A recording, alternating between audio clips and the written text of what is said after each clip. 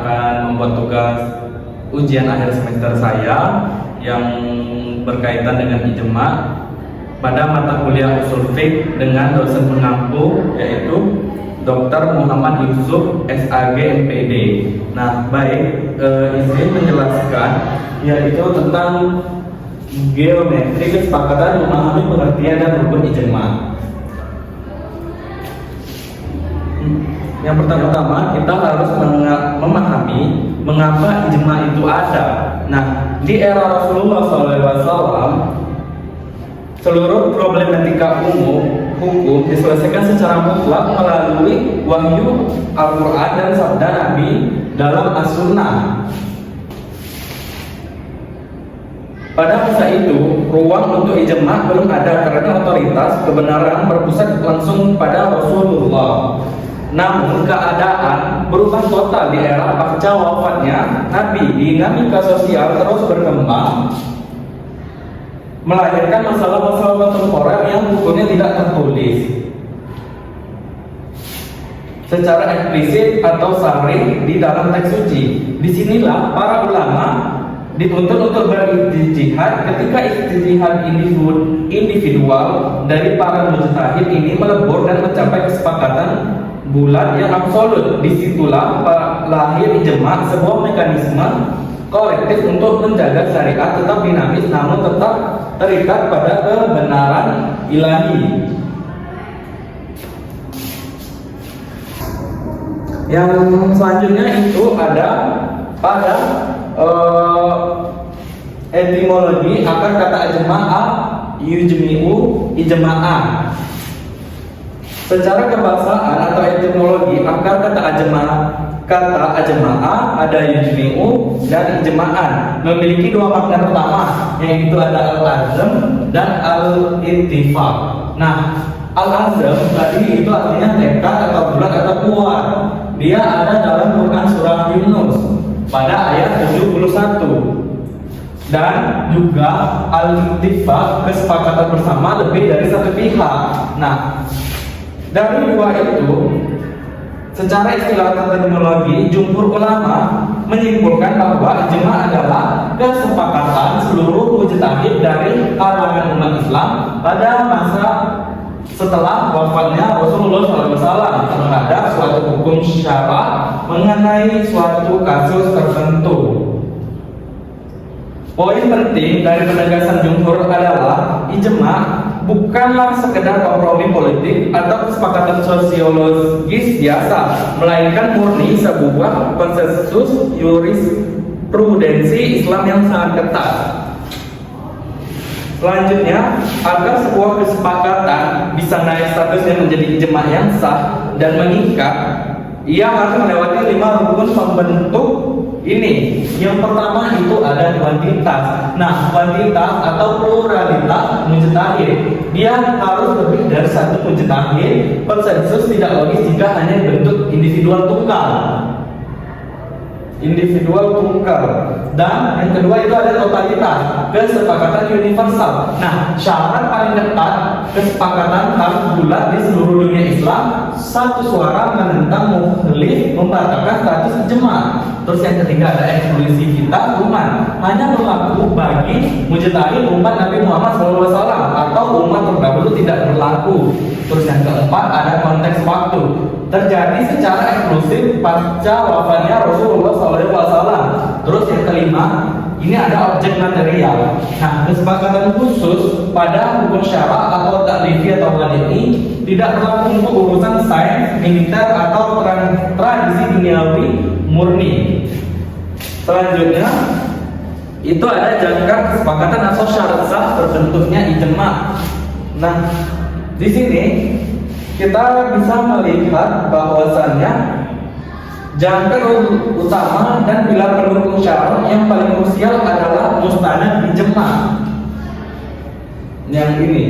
Nah, artinya ijma tidak boleh lahir dari akal murni atau hawa nafsu.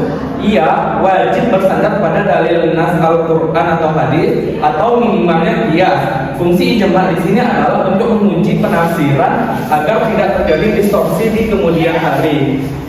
Pilar pendukung lainnya.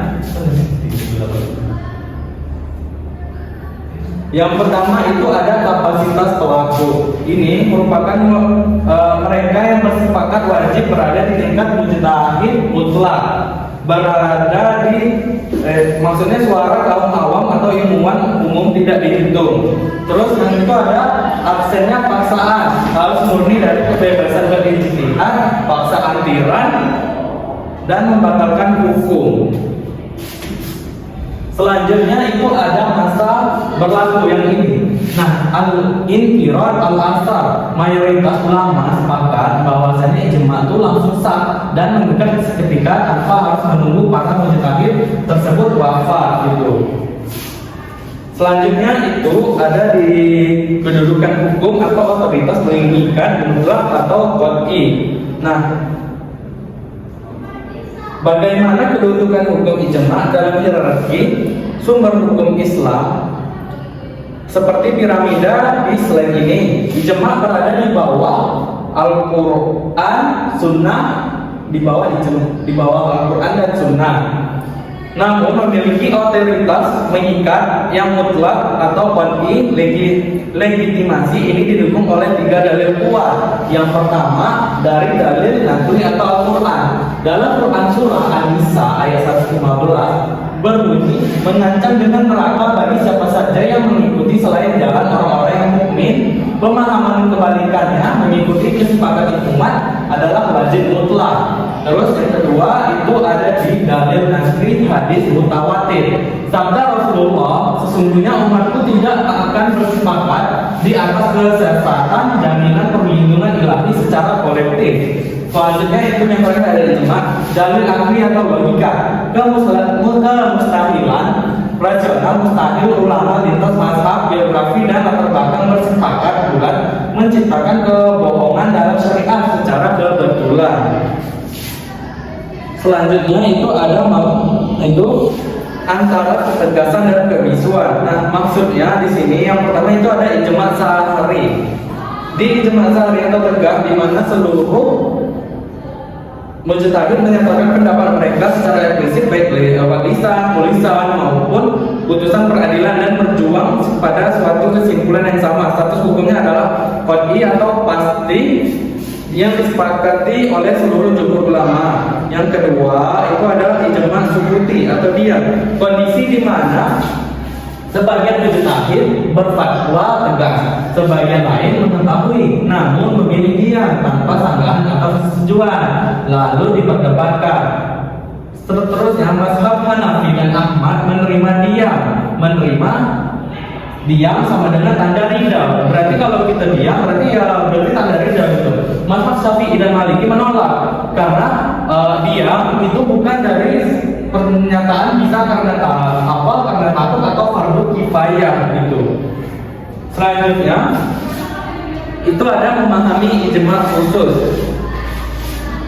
Selain ijma yang bersifat universal, kita juga mengenal adanya ijma khusus atau terbatas.